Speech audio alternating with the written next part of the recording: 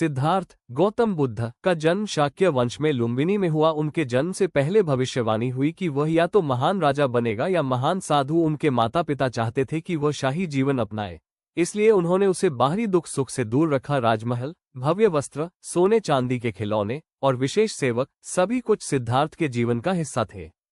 इस अध्याय में आप उनके घुंघरू वाले बालों की सुंदरता का भी जिक्र कर सकते हैं, जो उनके शाही जीवन का प्रतीक था।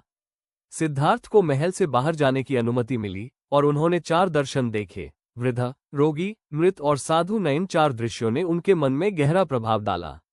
उन्होंने समझा कि संसार अस्थायी है और दुख ही वास्तविकता है। यहाँ आप घुंघरू वाले बालों के प्रतीक का उल्लेख कर सकते हैं, जो मोह, माया और विलासिता का प्रतीक थे। रात के समय सिद्धार्थ ने अपने घुंघरू वाले बालों को कैंची से काटा। यह उनके सांसारिक जीवन और अहंकार को त्यागने का प्रतीक था। उन्होंने राजमहल और माता पिता की चिंता को छोड़कर साधु बनना चुना। यह अध्याय भावनात्मक रूप से गहरा है। उनके माता पिता की चिंता, भाइयों बहनों का दुख।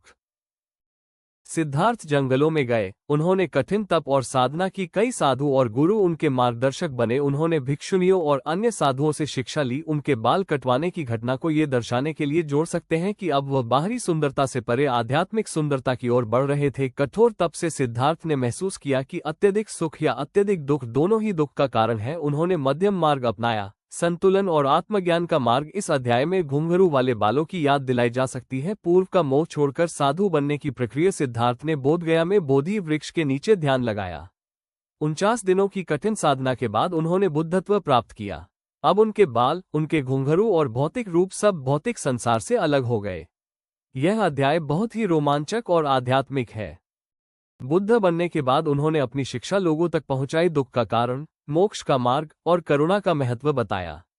उनके बाल काटने की घटना अब एक प्रतीक बन गई। संसार के मोह से मुक्ति। बाल काटने की घटना सिर्फ शारीरिक परिवर्तन नहीं थी, बल्कि आध्यात्मिक परिवर्तन का प्रतीक थी। यह कहानी हमें सिखाती है कि संसारिक लालच और मोह से ऊपर उठकर जीवन का सच्चा उद्देश्य समझना जरूरी है। यहाँ आप बच्चों या श्रोताओं के लिए छोटा संदेश दे सकते हैं। आपका एक लाइक, सब्सक्राइब और शेयर हमें आगे बढ़ाता है।